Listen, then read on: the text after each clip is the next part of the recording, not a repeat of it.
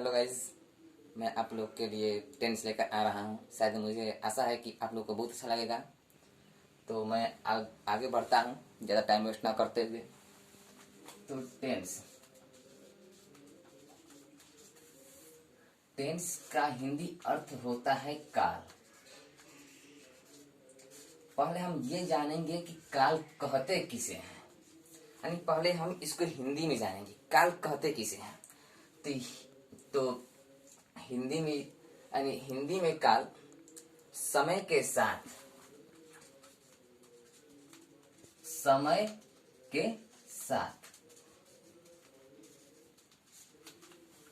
क्रिया के करने का बोध हो, क्रिया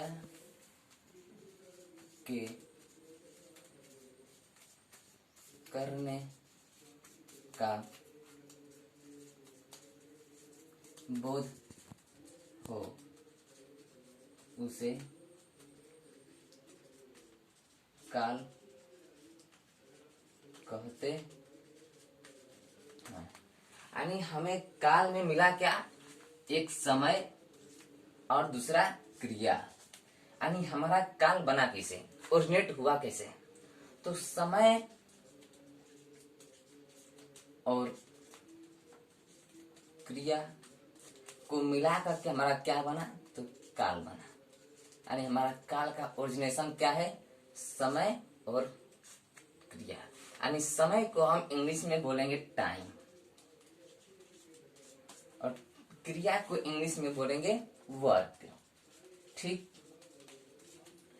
अब देखेंगे समय और क्रिया यानी टाइम और वर्क के मिलने से जो हमें मिल रहा है, जो हमें रिजल्ट आ रहा है, वो क्या कहलाया, तो काल। यानी क्या कहलाया, टेंस कहलाया। यानी अब हम टेंस की परिभाषा को इंग्लिश में परिभाषित करें, डिफाइन करेंगे। ठीक, तो मैं इसे मिटाता हूं।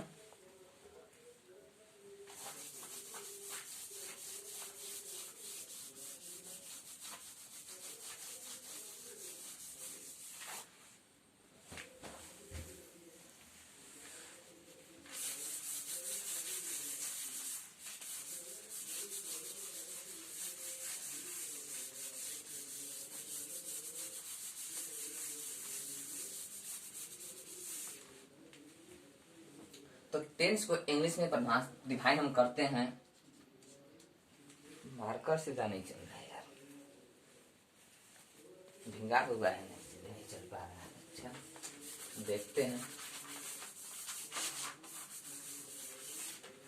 चलिए, तो टेंस को हम इंग्लिश में डिफाइन करते हैं। तो टेंस क्या है, अरे यार ये तो पूरा एकदम, थोड़ा सा शुरू कर लेते हैं।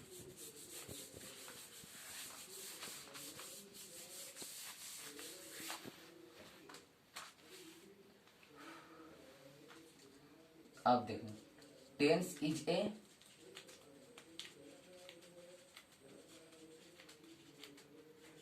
Form of verb. यानी क्या है, टेंस क्रिया का एक रूप है। यानी काल क्या है, क्रिया का एक रूप है। Tense is a form of verb which, जो क्या करता है, विच यानी जो, डिनोट्स दर्शाता है, विच डिनोट्स जो दर्शाता है, टाइम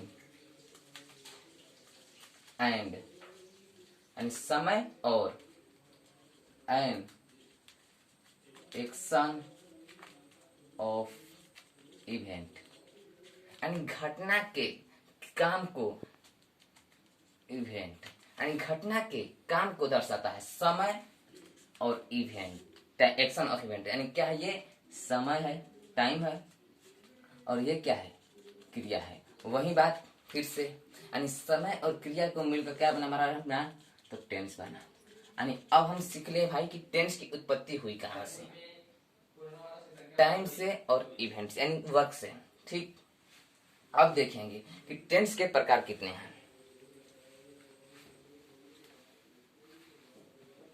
तो टेंस के प्रकार हमारे तरीके से देखिए भाई, तो हमारा टेंस के प्रकार अभी नहीं जानेंगे, अभी हम टाइम के प्रकार को जानेंगे। कहेंगे टाइम होता क्या है, एंड टाइम का अर्थ होता है समय, यानी समय 3 भागों में बांट दिया गया। देखते हैं, पहला प्रेजेंट, प्रेजेंट, दूसरा पास्ट और तीसरा फ्यूचर, फ्यूचर। ठीक, यानी प्रेजेंट का हिंदी होता है वर्तमान, पास्ट भूत, फ्यूचर भविष्य। ठीक, अब हम जानेंगे कि प्रेजेंट, पास्ट, फ्यूचर को कैसे हम समझेंगे कि हम प्रेजेंट है, ये टेंस पास्ट है और ये टेंस फ्यूचर है। तो प्रेजेंट को समझने के लिए जो हमारे नजर के सामने होता है, यानी नजर के सामने प्रेजेंट, जो बीत चुका है पास्ट, जो बीत चुका है पास्ट, जो आने वाला है फ्यूचर, जो आने वाला, हम फिर से कहते हैं जो नजर के सामने प्रेजेंट, नजर के सामने प्रेजेंट, जो बीत चुका हो पास्ट, जो बीत चुका हो पास्ट, जो आने वाला हो प्रेजेंट। ठीक, अब हम इतना समझ गए। अब देखेंगे आगे चल कर के वर्क के बारे में कि वर्क के टाइप कितने हुए यहाँ पर। यानी वर्क का हिंदी हो गया कार्य, यानी काम। ठीक, तो वर्क हो गया हमारा, पहला हो गया इंडेफिनिट, इंडेफिनिट। ठीक, इंडेफिनिट का अर्थ हो गया आदत्य जन क्रिया। ठीक, यानी आदत जन क्रिया, यानी जो आदत में बना हो, यानी इनडेफिनिट, यानी डिफिनिट यानी निश्चित जो न हो वही इनडेफिनिट है। यानी जो आदत में लग जाए वह कभी निश्चित नहीं होती, उसका कभी अंत नहीं होता, वह अनिश्चित काल तक चलता रहता है, वही हमारा इनडेफिनिट कहता है। ठीक, अब देखते हैं कंटिन्यूअस।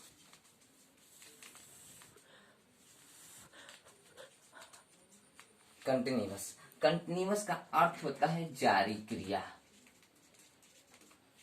ठीक, यानी जो कंटिन्यूअस, जो जारी हो, जो अभी अभी हम देख रहे हैं हमेशा अभी जारी हो, यानी क्रिया हो रही हो, इससे यही बोल होता है कि क्रिया हो रही हो। यानी ये पता नहीं है कि पहले हो रही थी कि नहीं हो रही थी, अभी आगे होगी कि नहीं होगी, लेकिन ये पता है कि अभी अभी हो रही है। ठीक, जारी क्रिया, जारी है वो काम अभी। तीसरा इंडिफिनिट हो गया कंटिन्यूअस, परफेक्ट। परफेक्ट का अर्थ होता है पूर्ण क्रिया, पूर्ण क्रिया, यानी जो काम हमने कर लिया हो, या वो वर्तमान में हो, भूत में हो, भविष्य में है, उसको हम आगे देखेंगे कि आगे क्या होगा, लेकिन अभी परफेक्ट का अर्थ होता है पूर्ण क्रिया। परफेक्ट माने जो काम पूर्ण हो गया हो, पूरा हो गया है, उसे हम परफेक्ट में लेते हैं। और चौथा ही होता है हमारा परफेक्ट कंटिन्यूअस, परफेक्ट कंटिन्यूअस। ठीक, यानी ये हमारा पूर्ण जारी क्रिया।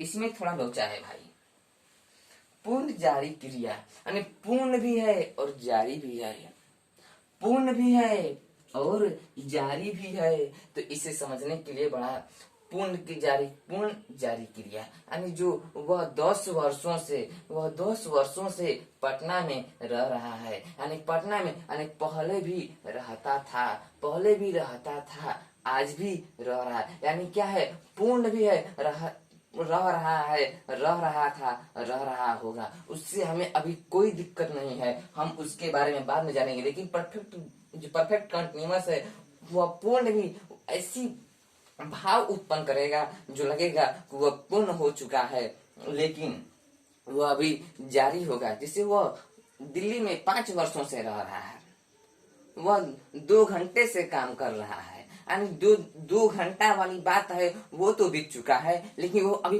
पढ़ रहा है, यानी वह अभी कब तक पढ़ेगा ये हमें पता नहीं है। ठीक,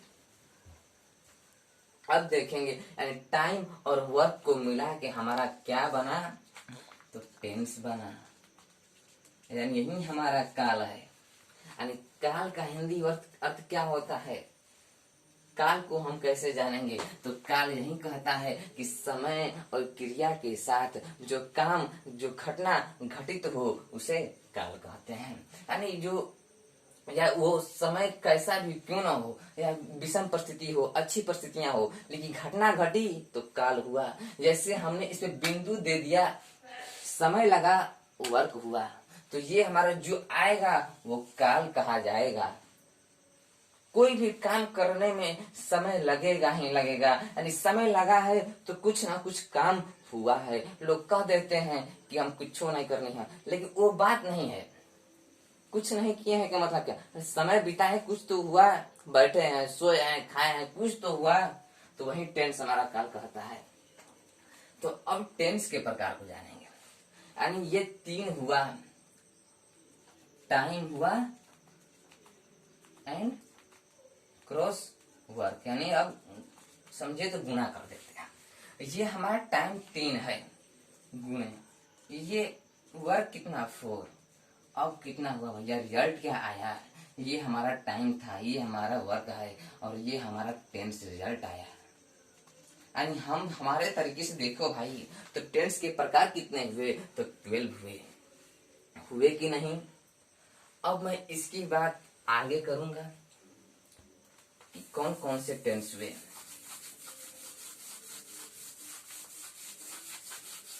सूखने में भी थोड़ा देर लगेगा यार।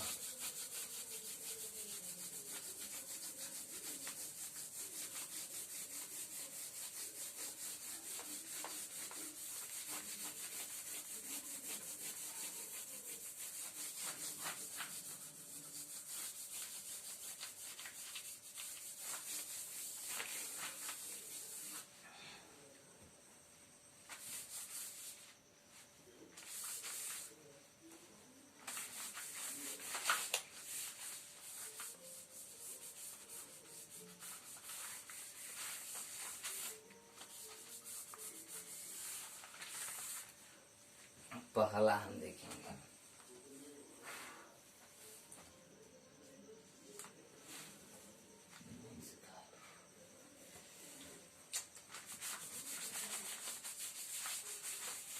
पहला हम देखेंगे, हम जोड़ दिए प्रेजेंट के साथ।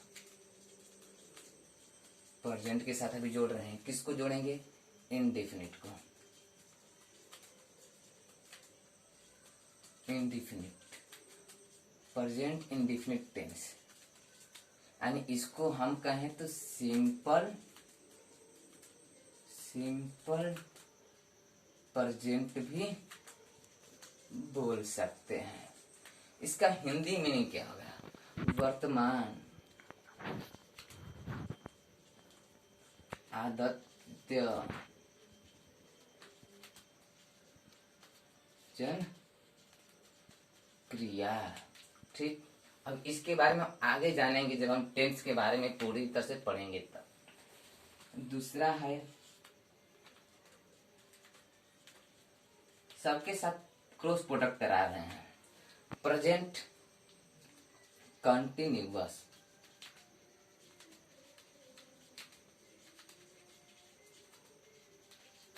प्रेजेंट कंटिन्यूअस यानी वर्तमान जारी क्रिया, वर्तमान जारी काल, क्रिया नहीं है, वर्तमान जारी, वर्तमान आदत जन क्रिया।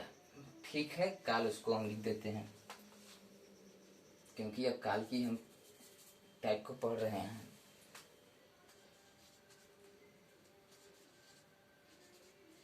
थोड़ा यहाँ आप समझ लीजिएगा। ठीक, यानी इसको देखिए तो हम प्रोग्रेसिव टेंस भी कहेंगे, कंटिन्यूअस टेंस को, और प्रोग्रेसिव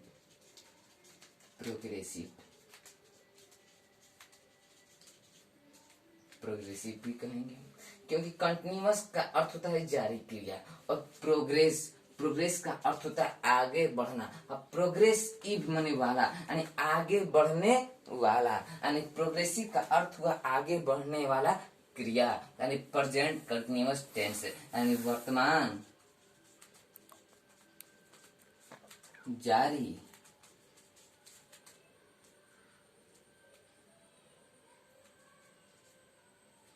काल।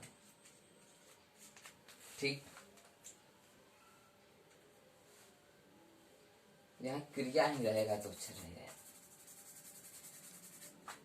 क्रिया ही लिख देंगे तो अच्छा रहेगा।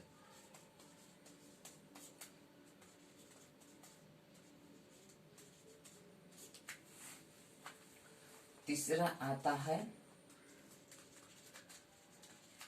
Present perfect tense. ठीक, वर्तमान पूर्ण क्रिया। ठीक, चौथा आ गए हम किस पे, प्रेजेंट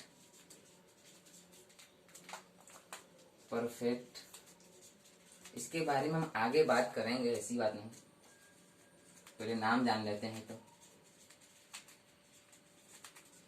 टेंस, ठीक, ये हमारे प्रेजेंट से हो गए, प्रेजेंट और प्रेजेंट से प्रोडक्ट हो गए।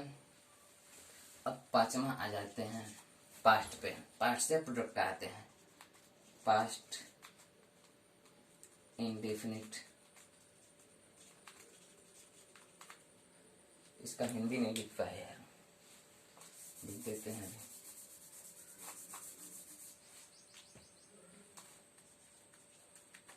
वर्तमान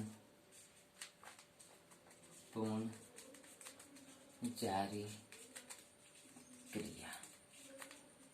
ठीक, अब हम पांचवें पर आते हैं। तो पांचवा पास्ट से हम शुरू करते हैं। अब पास्ट से हम प्रोडक्ट आते हैं। तो पास्ट इंडेफिनिट टेंस। ठीक, यानी पास्ट इंडेफिनिट टेंस यानी भूत आदत जन क्रिया। ये भूत की बात हो रही है। अब पास्ट कंटिन्यूअस टेंस। ठीक, यानी भूत जारी क्रिया। अब सेवेंथ पे आते हैं। आप लोग समझ रहे होंगे, बस ऊपर वाली बात है, बस नेम बस जोड़ते जा रहे हैं। पास्ट परफेक्ट टेंस, भूत पूर्ण क्रिया। एट आ जाते हैं अब। Past perfect continuous tense.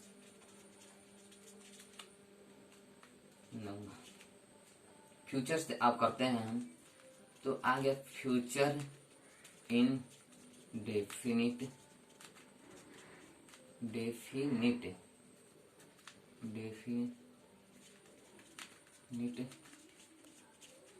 Tense. ठीक, दसवां हुआ हमारा फ्यूचर कंटिन्यूअस टेंस। ऊपर में थोड़ा सा लिख देते हैं।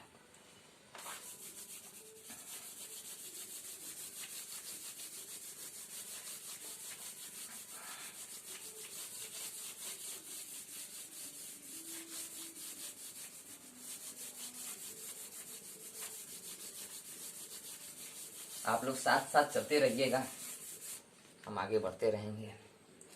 नीचे लिखते हैं तो सुपर सूखने देते हैं थोड़ा, क्योंकि सूख जल्दी नहीं रहा है।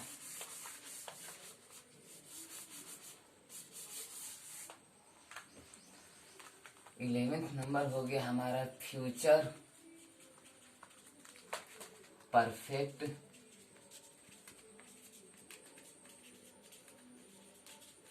टेंस। 12th नंबर हो गया हमारा फ्यूचर परफेक्ट कंटिन्यूअस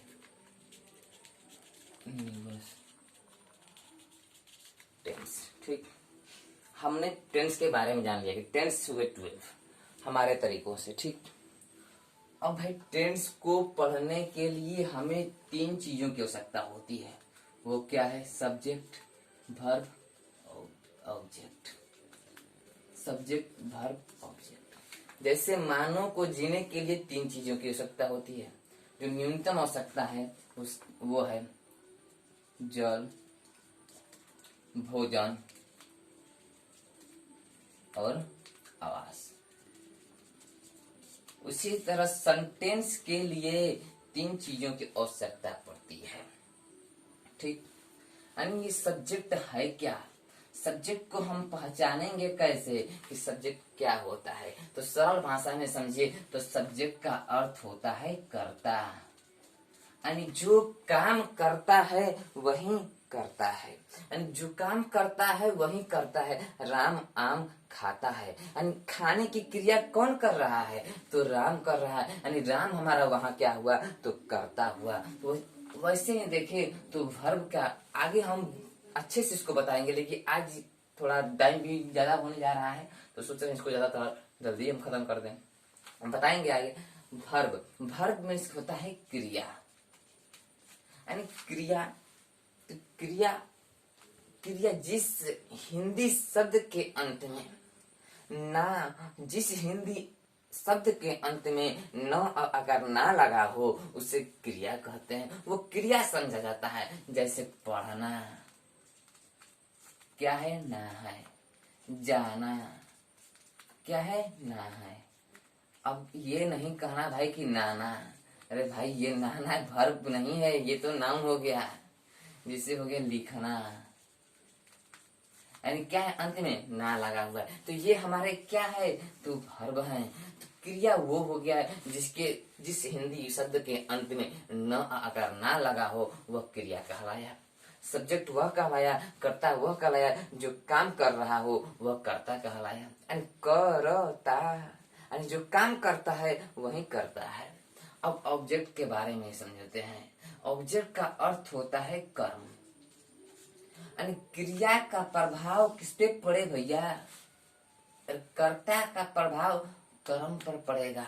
कैसे पड़ेगा, राम जैसे देखते हैं, राम आम खाता है, यानी राम क्या हुआ, हमारा सब्जेक्ट हुआ।